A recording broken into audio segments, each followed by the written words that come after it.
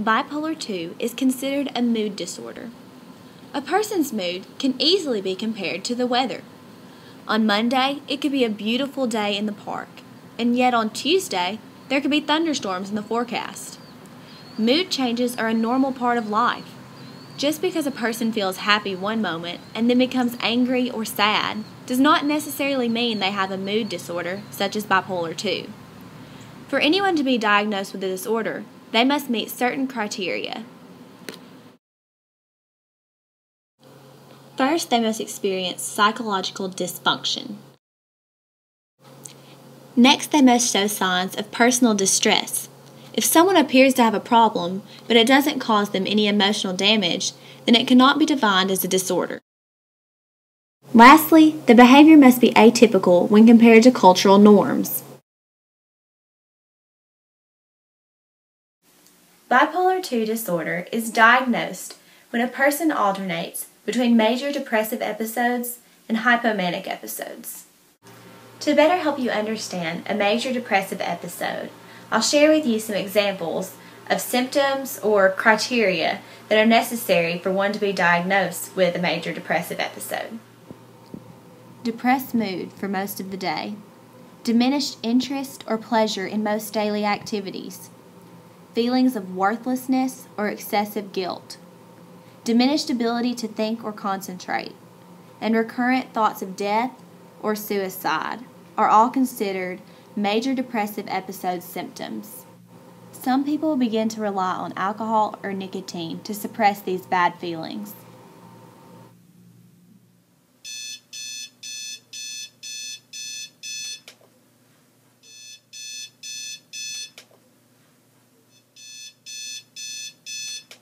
Someone experiencing a major depressive episode also struggles with ongoing insomnia or hypersomnia and show extreme anhedonia. Other symptoms include psychomotor agitation or retardation and significant weight loss or weight gain without dieting.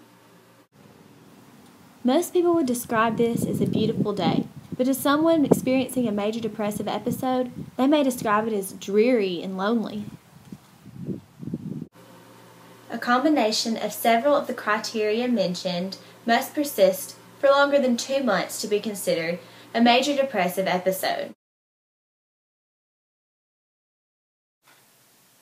As I mentioned earlier, someone with bipolar 2 disorder not only experiences major depressive episodes, but also has a series of hypomanic episodes. Unlike a manic episode, hypomanic are less severe. This diagram illustrates the difference in hypomania and mania, and also shows the relationship between hypomania and major depressive episodes. In a hypomanic episode, one experiences increased energy and desire to participate in things they enjoy. During a hypomanic state, a sense of normality returns, and a person can enjoy normal family relationships without interference. The best way I could describe hypomania is by comparing it to someone who drank a large cup of coffee. Similar to the effects of large amounts of caffeine, hypomania causes a decreased need for sleep, excessive talkativeness, goal-directed activity, racing thoughts, and higher energy levels. Often, such goal-directed activity is sometimes irrational. A person may tend to have goals that aren't exactly achievable, or they don't have a plan of how they're going to achieve the goal. Once again, in order to be diagnosed with bipolar 2 disorder, you must have experienced one or more major depressive episode, at least one hypomanic episode. You cannot have experienced a major manic or a mixed episode, and you must have clinically significant distress. Bipolar disorders tend to be more rare and affect only about 1% of the population. As college students, we are in the main onset age of 19 to 22. Bipolar 2 disorder can also begin in children. It starts in an acute manner, and 1/3 of the cases begin in adolescence. 10 to 25% of these cases eventually develop into bipolar 1 disorder. Bipolar 1 is basically the same as bipolar 2, except for instead of hypomania, one experiences a full manic episode, which is more extreme.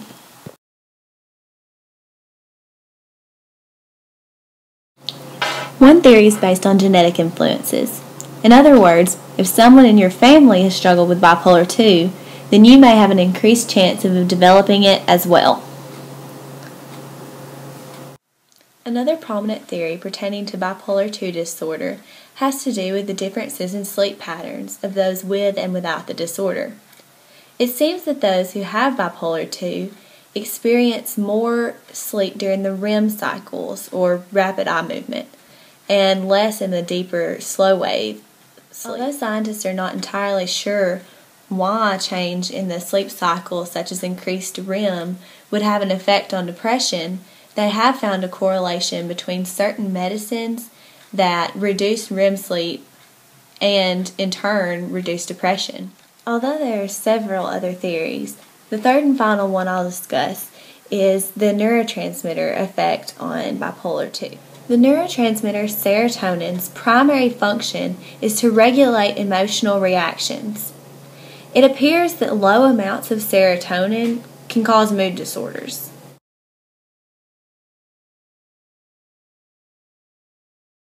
One of the treatments for bipolar 2 disorder is electroconvulsive therapy, or ECT.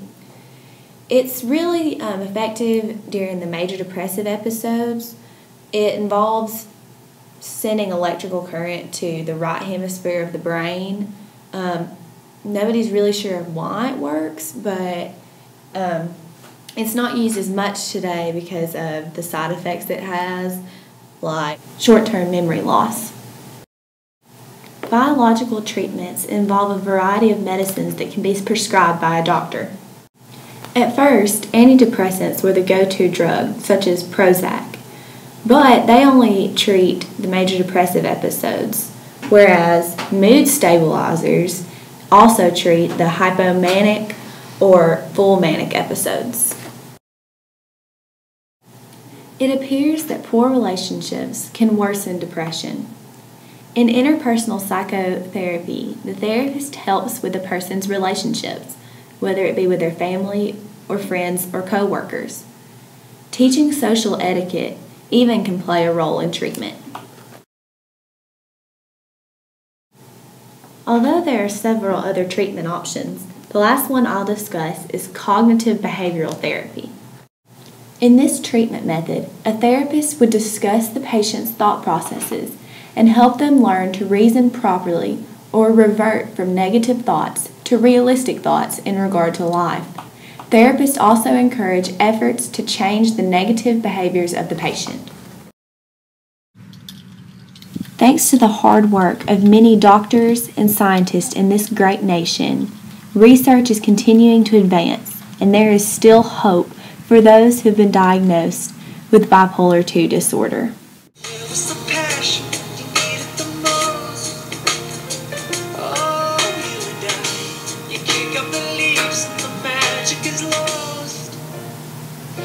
You had a bad